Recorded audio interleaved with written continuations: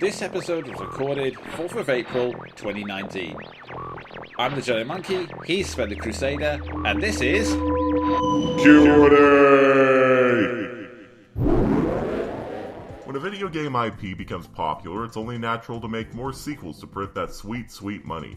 Are there any game series that you feel are complete at their current state and shouldn't receive any more sequels or spin-offs? See, that's tough because I would have said Mass Effect at Mass Effect 3, but they've already beaten me to the punch on that. So, I would honestly say I think they should end that series before they do any more damage to it than they did with Andromeda. Yeah, likewise, especially since, from what I've read, part of the reason why Anthem failed is that BioWare has really become a mess to work with at the moment.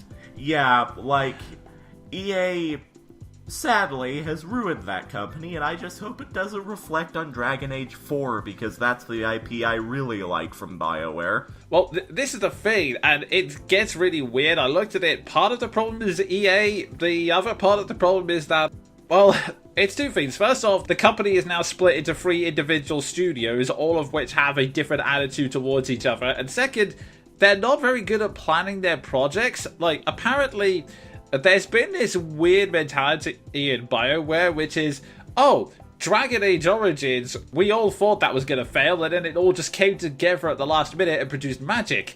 And the same goes for Mass Effect and Mass Effect 2. So, I guess all of our projects should be run like that. It's like, no. Oh, no, just because you got luck. God.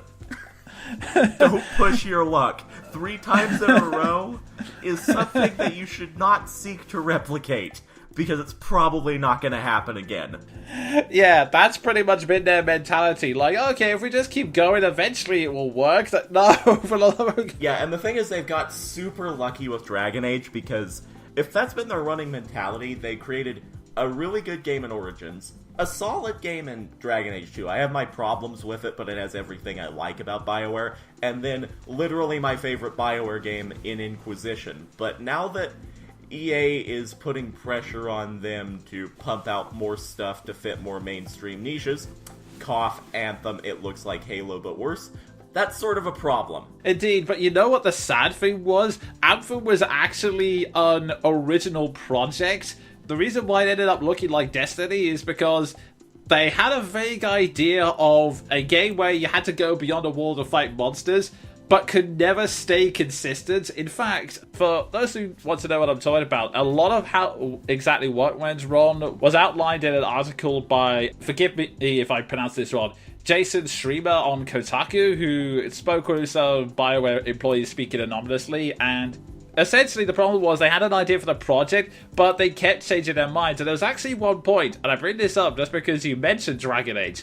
At one point, they got the main veteran writer for Dragon Age, David Gator, to make the story, and he said essentially he had wrote a sci-fi fantasy, but he got a lot of resistance from the development team who just kept going, well, why do we want yet more Dragon Age? We want to do something different from Mass Effect and Dragon Age. It wants to be different. It's like, okay, I guess I'll leave. A man after my own heart. After all that work of being told, no, start again, just, okay, I'm gone. You have to wonder if their main logic is, we don't want anything like Dragon Age, why did you get your veteran Dragon Age writer? But anyway. Yeah, and I mean, to be fair, if I were BioWare, I would have my Dragon Age writer working on Dragon Age 4. Which, yeah, you know, anymore, because Mass Effect is basically over and Andromeda killed it, Dragon Age is their moneymaker, because it has such a dedicated fan base after the amazing journey that was their last Dragon Age game. I mean, on the one hand, part of me says that this is the state BioWare's in, it would probably be better if they finished it in Inquisition, but then we had that cliffhanger, and I do want to see where that goes. Yeah, I feel you there. In terms of series, I would like to have stopped. Like, it's tough for me because normally I'd say, you know what, we shouldn't bring stories to a premature end. Just let them carry on and run their course. But, well, one example that comes to mind is the Earthbound series. Admittedly, it's not because of my opinions on the story. It's more that the creator of Earthbound, Shigatsu Itoi, who is already a bit of an odd duck in terms of how he talks about games at the best of times. He freely admitted that, honestly, I can't continue the series because I feel the ending of Mother 3 was so perfect, and I don't have the desire or the ability to create another game. I look at that and I think, yeah, if that's how he feels, it probably should just end there, you know? Like, if the creator truly feels they've come to an ending point, that's probably the best time to stop rather than continuously going, oh, well, just make another one, just make Mother 4. Yeah. And it's also to that end that I suggest this my personal series that I think should end. And this may sound weird because I love it, but bear with me. Fallout. Because Fallout 76 was a nightmare. Like, legally. And Fallout 4 really closed all the remaining... It brought the lore to a satisfying point, because Fallout 4 shows even the East Coast having reached a point of stable civilization. It closed the mystery of the institution, which was the biggest running question mark in the series. It wasn't a 5-star game like New Vegas was, but it was a good one. It's just a nice place to bring it to an end before they take their experience with Fallout 76 and turn it into a full game. Yeah, I can see where you're coming from there. I mean, if you've answered all the mysteries of the lore, there's really no reason to continue. The only way you can do it is maybe, like, set it in another country that's been fought out, like Mass Effect Andromeda tried to do by setting it all in a new galaxy. It just didn't quite work. Yeah, and to be fair, I would love to see, like, Fallout Russia or Fallout UK. That would be awesome. I mean, we're already getting Pokemon UK, so why not? with its raving Scottish mad girl protagonist. Love that meme. Yeah, so do I. Although, just a very quick side note, one thing I always find curious is that it's you get that massive regional difference where I see so many American and Canadian people commenting on this meme going, I don't understand anything that's being said, but I love it. And I'm just staring at it like, I understand every word perfectly. What are you talking about?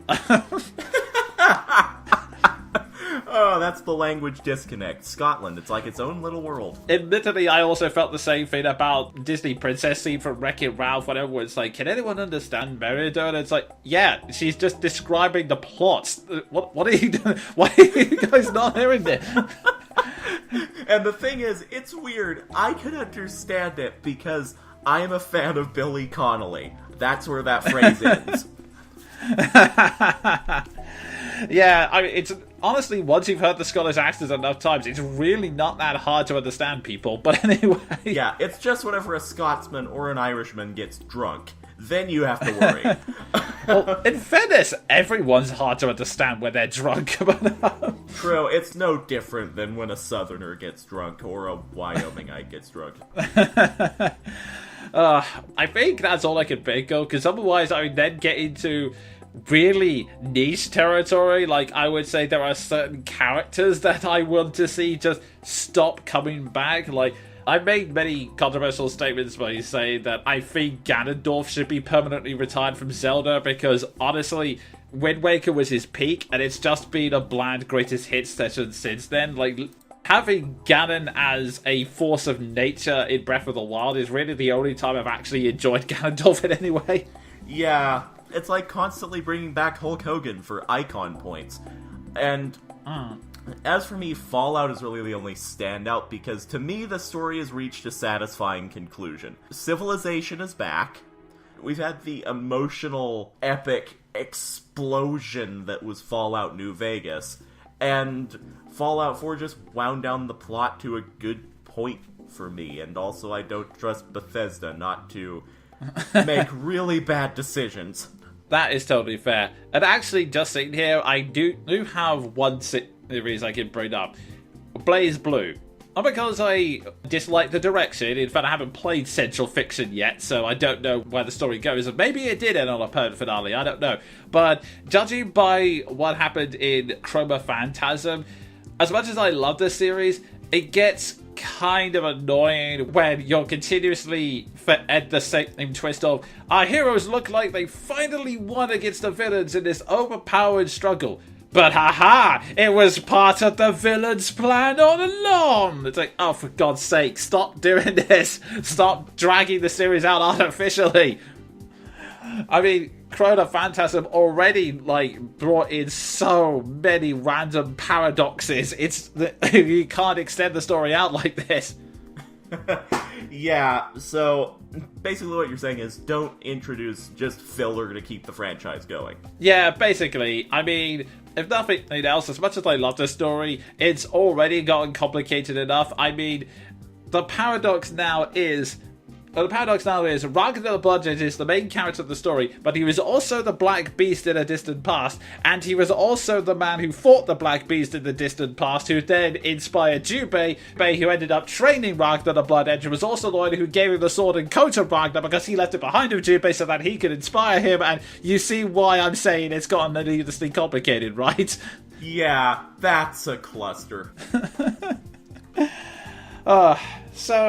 Yeah, I think we've extensively answered that question and got into several random tangents, so... As we do, because it's us. Indeed. If you would like us to answer your questions, either leave them in the comments or send them to me via Twitter with the hashtag Q&A. I've been the Jonin Monkey, and until next time, cheerio.